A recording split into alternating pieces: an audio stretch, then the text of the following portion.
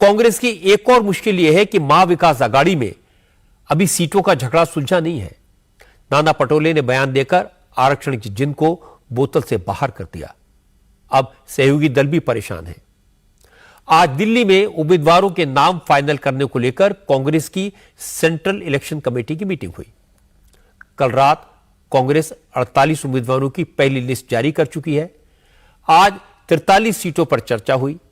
Meeting खत्म होने के बाद महाराष्ट्र के प्रभारी रमेश चन्नीथला ने कहा, कांग्रेस आज रात ही उम्मीदवारों की दूसरी सूची भी जारी करेगी और कल शाम तक सारे उम्मीदवारों के नामों का ऐलान हो जाएगा।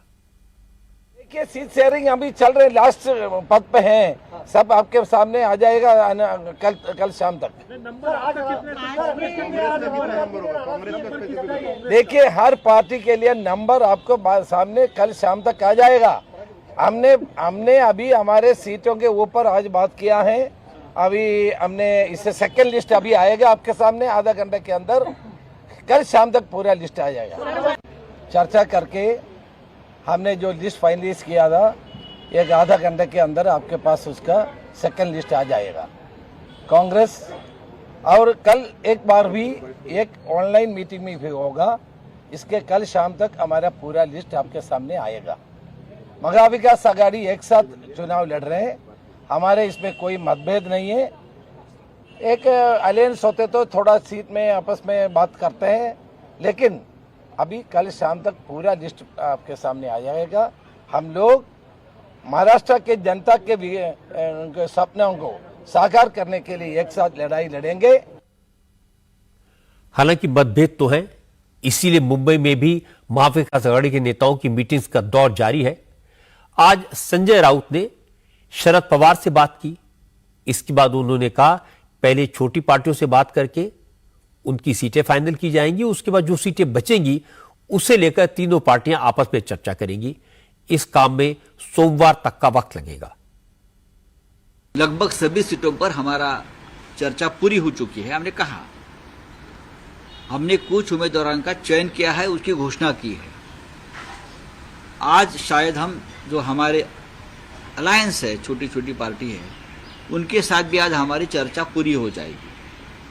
फिर जो सीटें बचेगी वो वापस हमारी तीन पार्टी में उसमें चर्चा होकर सोमवार तक पूरा निर्णय, पूरी यादी, पूरी लिस्ट आ जाएगी। क्योंकि बाकी 2 दिन बचे हैं मंगलवार तक, उससे पहले हमको नॉमिनेशन फाइल करना पड़ेगा।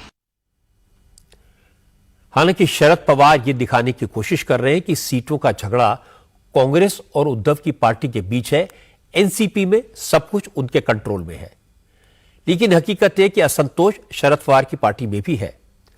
आज शरद पवार के करीबी और महाराष्ट्र के पूर्व गृह मंत्री अनिल देशमुख ने अपनी नाराजगी खुलकर जाहिर भी की। असल में अनिल देशमुख इस बार अपनी सीट से अपने बेटे को टिकट दिलाना चाहते हैं, लेकिन पार्टी उनकी बात नहीं सुन रही।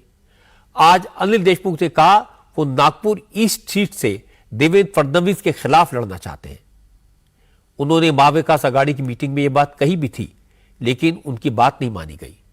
अनिल देशमुख ने कहा उन्हें पार्टी ने काटोल से उम्मीदवार बनाया है, लेकिन पार्टी के कार्यकर्ता चाहते हैं कि काटोल से उनके बेटे सलील देशमुख चुनाव लड़े, इसलिए वो आखिरी फैसला समर्थकों से बात करने के बाद ही करेंगे।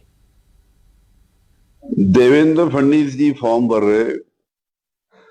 मैंने कांग्रेस से मांग किया था कि दक्षिण पश्चिम की सीट हमको राष्ट्रवादी को छोड़ना चाहिए। हमारे मीटिंग में भी कई बार इसकी चर्चा हुई। राष्ट्रवादी की तरफ से हमने बहुत प्रेशराइज किया कांग्रेस को कि हमको इस सीट छोड़ो, ताकि मैं खुद वहां से लड़ना चाहता था। खैर, कांग्रेस ने इस सीट छोड़ी नहीं। अभी वहां पे जो उम्मीदवार खड़े, अच्छे उम्मीदवार है। मुझे ये लगता है कि 100% जो कांग्रेस के उम्मीदवार हैं, गुरुदेव साहब, वो 100% चुन के आएंगे। काटोल से मेरा नाम डिक्लेयर हुआ है। मैंने हमारे सभी नेताओं को बताया कि इसके बारे में जो नाम डिक्लेयर हुआ, हम हमारे पार्टी के जो कार्यकर्ता है, हमारे जो सहकारी है, हम सबसे बात करेंगे और सबसे बात करके उनकी भी राय लेंगे कि अनिल देशमुख ने फॉर्म भरना है कि सलील देशमुख ने फॉर्म भरना है। महाविकास आघाड़ी की तीनों पार्टियों में विवाद है। मंगलवार को नॉमिनेशन का आखिरी दिन है और संजय राउत कह रहे हैं कि सीटों का बंटवारा सोमवार तक हो पाएगा। नोट करने वाली बात यह भी है कि संजय राउत जिन दलों को छोटी पार्टियां कह रहे हैं वो खुद को छोटी पार्टी मानने को तैयार नहीं है। आज महाराष्ट्र में समाजवादी पार्टी के अध्यक्ष अबू आजमी और दूसरे दलों के नेताओं ने शरद पवार से मुलाकात की। इस मीटिंग में संजय राउत भी मौजूद थे। शरद पवार से मिलने के बाद अबू आजमी ने कहा, अब और ज्यादा इंतजार का वक्त नहीं है। समाजवादी पार्टी ने महाविकास आघाड़ी से 5 सीटें मांगी हैं। अगर कल तक क्लियर कट जवाब नहीं मिला, समाजवादी पार्टी 25 सीटों पर उम्मीदवार उतार देगी। मैं नाराज इस बात पे हूं कि महाविकास आघाड़ी को सरकार बनाना है और सीटों का बंटवारा ही नहीं हो रहा है। इस बार यहाँ इतने लोग खड़े हैं, कोई सोलापुर का है, कोई कहां से आया हुआ है, इनको फॉर्म भरना है, इनको दो ना, यस या नो करो। अगर इनको नो करोगे ना, आखिरी दिन ना ये गुस्से में जाकर फॉर्म भर देंगे आजाद का या किसी और पार्टी से टिकट ले लेंगे। और फिर मैं भी इंतजार में हूँ, कोई अच्छा आदमी टिकट नहीं मिला, मैं वाह भैया मेरे पास मेरे से टिकट ले ले, ऐसी होता है। तो इन लोगों को पहले बता देना चाहिए, इनको इस तरह से वेट नहीं करना चाहिए यहाँ बिठा के फुटपाथ पे। अच्छा, आप कब तक इंतजार करेंगे? कल दोपहर तक। कितने उम्मीदवारों को अभी तक खड़ा करने की? पांच तैयार हैं, बाकी अगर कल दोपहर तक नहीं हुआ ना तो 25 लड़ेंगे।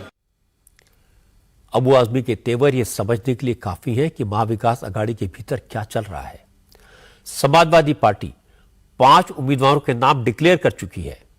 अखिलेश यादव धुले और मालेगांव में रैलियां कर चुके हैं। महाराष्ट्र में समाजवादी पार्टी के 2 सिटिंग एमएलए हैं। इसके अलावा अबू आजमी मुंबई की मुस्लिम बहुल सीटें भी समाजवादी पार्टी को देने की मांग कर रहे हैं। लेकिन बात बनेगी नहीं, क्योंकि समाजवादी पार्टी का दावा तो मुंब्रा सीट पर भी है। लेकिन इस सीट से शरद पवार की पार्टी के जितेंद्र अवार्ड कल अपना नॉमिनेशन फाइल कर चुके हैं। इसके बाद शेतकारी कामगार पार्टी से बात होनी है, जो 6 सीटों पर उम्मीदवार डिक्लेयर कर चुकी है। कम्युनिस्ट पार्टी के नासिक और पालघर में 2 विधायक हैं, लेकिन कम्युनिस्ट पार्टियां 12 सीटों पर दावेदारी कर रही हैं। कुल मिलाकर सीटों की संख्या तो लिमिटेड है और दावेदार ज्यादा हैं, विवाद बहुत बड़े हैं। लेकिन वक्त सिर्फ सोमवार तक का है, इसलिए शरद पवार सबको संतुष्ट कर पाएंगे, इसकी गुंजाइश अब कम दिखाई दे रही है।